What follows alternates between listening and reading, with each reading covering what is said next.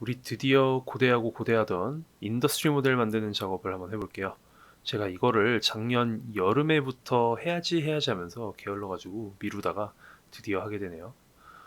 자, 그래서 인더스트리 모델 같은 경우에는 다른 말로는 마켓 모델이라고도 하고, 이게 이제 제일 중요한 건 뭐냐면은 초반에 이거 스트럭처, 모델 구조를 어떻게 가져갈지를 잘 짜야 우리가 하고자 하는 주장을 할 수가 있어요.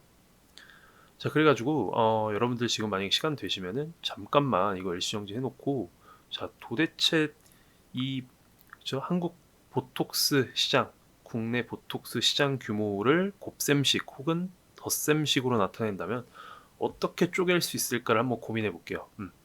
최소한 방법이 2개 이상 혹은 3개까지는 나왔으면 좋겠어요. 그래가지고 한번 볼게요.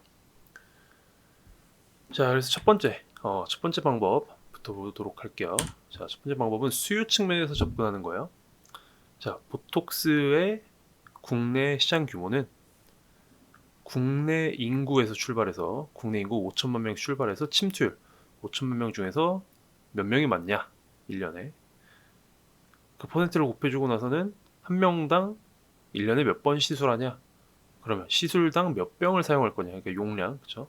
보톡스 같은 경우 한 병 까면은 뭐 3명 4명한테도 놓을 수 있다 그러니까 그러면 사용 병수가 0.33 막 이렇게 되는 거죠. 곱하기 병당 판매 단가가 어떻게 되냐, 이렇게 하면 시장 규모 나오죠. P 곱하기 Q로 완벽하게 시장 규모를 수요 측면에서 접근하는 그런 방식이 될 것 같아요.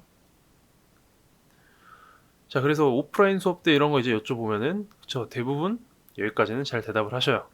근데 이제 두 번째, 세 번째가 쭉쭉쭉 나와줘야 돼요. 자, 두 번째 갈게요. 공급 측면에서 이제 접근을 해볼게요.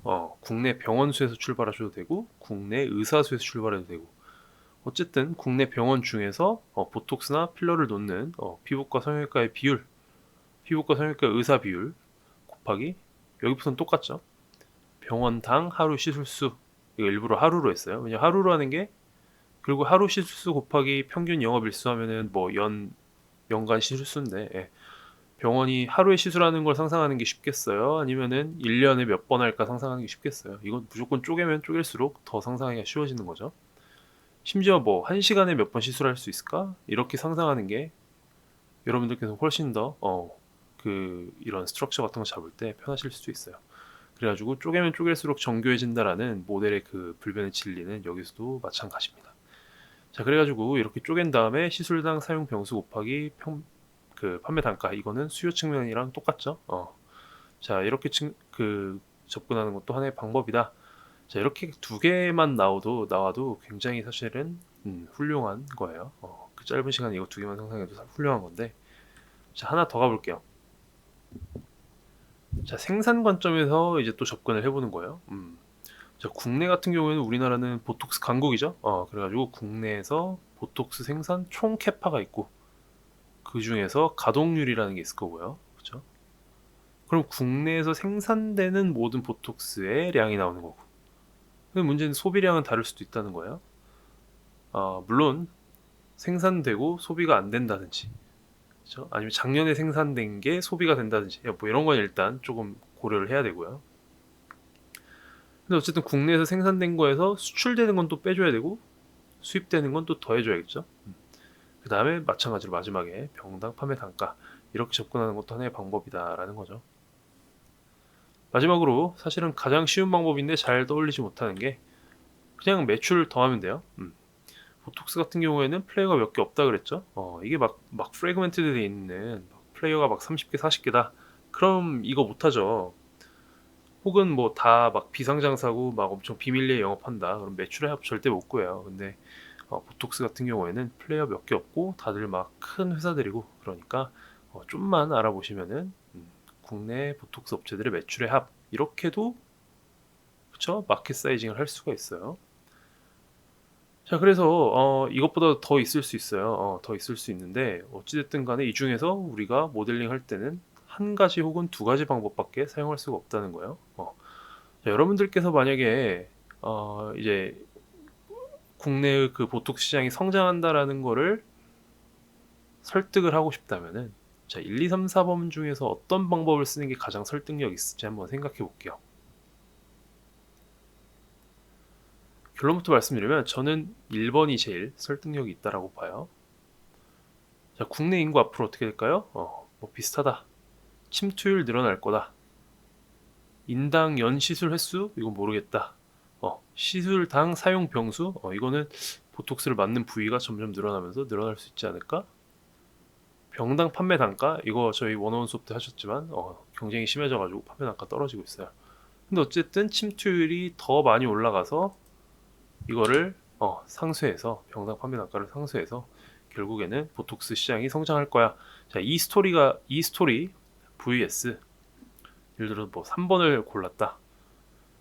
우리나라의 보톡스 생산 캐파가 계속 늘어날 거고요. 가동률이 늘어날 것 같아요. 그래서 근데 수출 물량은 좀 줄어들 것 같고요. 수입 물량은 늘어날 것 같아요. 판매 단가 이렇게 접근하는 거랑 뭐가 더 이제 스토리가 와닿냐를 여러분들께서 이제 판단을 하셔야죠. 2번도 마찬가지고요. 근데 상황에 따라서 다를 수 있어요. 예를 들어서 중국의 보톡스 시장을 내가 뭔가 스트럭처를 짠다.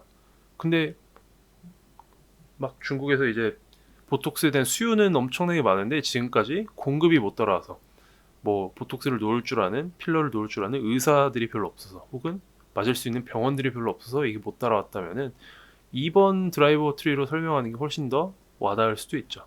듣는 사람 입장에서. 그럼 모델링은 2번을 이용해서 해야 되는 거예요. 플러스 데이터 어베일러빌리티도 되게 중요하죠. 1, 2, 3, 4번 중에 제일 스토리 좋은 게 있을지언정 자, 데이터가 없어가지고 이렇게 쪼갤 수 없다면은 그건 뭐 아무런 의미가 없는 거죠. 그래서 뭐 이런저런 데이터 어베일러빌리티 그 다음에 설득력 이런 것들을 고려해가지고 모델 스트럭처를 고르는 거고요. 우리는 1번 방식을 이용해서 한번 모델을 만들어 보도록 할게요. 자, 그래서 한 단계 더 딥다이브로 들어가서 자, 우리의 스트럭처는 일단 국내 인구에서 출발하는 거예요. 그래서 국내 인구. 자, 단순히 이렇게 5개로 쪼개는 것보다는 이 안에서도 좀 더 세세하게 쪼개면은 더 뭔가 설득력 있는 모델을 만들 수가 있어요. 자, 국내 인구를 일단 남성이랑 여성 인구로 쪼개는 거예요. 참고로 지금 여기 이제 원이 계속 앞으로 나올 건데 앞으로 뉴트럴인 거 앞으로 이 드라이버는 뭐 오르지도 않고 떨어지도 않을 거야 하는 거는 회색으로 앞으로 되게 뭔가 좋을 것 같다 오를 것 같다라는 거는 초록색 그 다음에 떨어질 것 같다라는 거는 붉은색으로 표현을 해볼게요. 자, 그래서 인구는 뭐 우리나라 5천만 명 별로 뭐 변할 것 같지 않아요. 만약에 이게 남녀가 아니라 뭐 연령대로 쪼갰다라면은 의미가 있었을 수 있어도 인구는 똑같겠죠. 그리고 참고로 이런 국내 인구에 대한 포캐스트는 뭐 통계청이라든지 OECD라든지 IMF라든지 되게 구할 수 있는 거 되게 많을 것 같아요. 소스가. 그래서 이거는 소스 어베일러빌리티도 좋다. 자, 두 번째 가볼게요. 침투율. 침투율은 자, 이거는 우리 이제 로직이 그런 거죠. 남자들이 앞으로 더 많이 맞을 거다. 남자들이 보톡스 맞는 비율이 많이 늘어날 거다. 자, 여자들 쪽은 조금 더 밝은 색이죠. 그러니까 여성 침투율은 이미 조금 높아서 남성보다는 그렇게 빠르게 침투하지 못할 것이다. 이런 거죠. 그래도 여전히 포지티브해요. 그 다음 갈게요. 인당 연 시술 횟수 다 회색이죠. 인당 연 시술 횟수는 보톡스라는 이 물질의 특성상 제 생각엔 어차피 1년에 뭐 비슷한 횟수를 맞을 거예요. 좀 바쁜 사람들은 두세 번 맞을 거고 저처럼 이제 부지런히 맞는 사람들은 1년에 4번 맞을 거고 그럴 것 같습니다. 근데 어쨌든 그 퍼센티지를 가중 평균하면은 그쵸? 인당 연 시술 횟수가 나오겠죠. 가중 평균하는 거예요, 이거를. 그 다음에 시술 당 사용 병수, 그쵸? 자, 이거 같은 경우에는 우리 아까도 잠깐 말했지만, 자, 지금은 이마 미간에만 맞는데 면적이 얼마 안 되잖아요. 자, 근데 사각턱 이런 데 보톡스 놓으면 진짜 용량을 많이 놔야겠죠. 턱 그 주변에다 다 놔야 되니까. 기타는 더 심해요.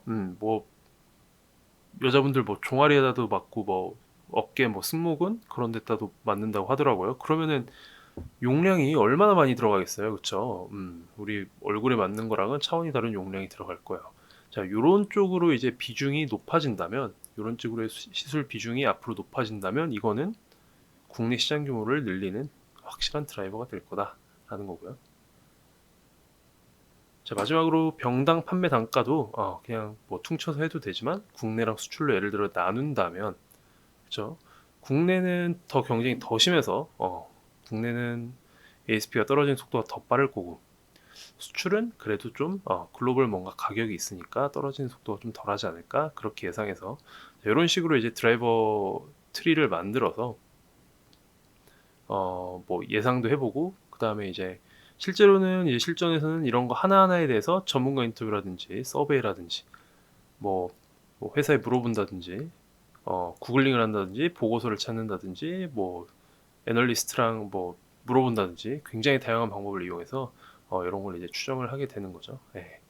그래가지고 우리도 이렇게 한번 만들어 볼 거고요. 지금 보고 계시는 이 가로로 되어 있는 거를, 그쵸? 90도 돌려서 밑으로 쭉 나열하고, 그 다음에 가로축에는 이제 연도들이 쭉 들어가면 이게 우리의 모델이 될 거예요. 자, 그래서 생각보다 어렵지 않죠? 생각보다 어렵지 않고, 자, 이게 그야말로 여러분들 그 컨설팅 준비해 보신 분들 알겠지만 맥킨지든 베인이든 BC든 이게 바로 여러분들한테 이렇게 게스티메이션, 그 다음에 케이스 스터디에서 마켓 사이징, 뭐 페르미 추정 이런 것들 여러분들한테 시키는 이유가 이거예요. 모델링 시키려고 얼마나 로지컬리 모델링 할 수 있냐, 이거 보려고 시키는 거거든요. 그래서 이거를 이제 실제로 모델을 만들어 보시면은 지금 뭐 MBB 준비하시는 분들도 훨씬 더 대답을 더 잘할 수 있을 거라고 생각을 해요. 모델링을 머릿속에 그리면서 케이스 인터뷰 대답도 하시게 되기 때문에요.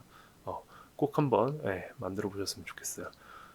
자, 그럼 이제 저희 엑셀 가가지고 하나하나 이 모델 스트럭처대로 만들어 나가 보도록 할게요.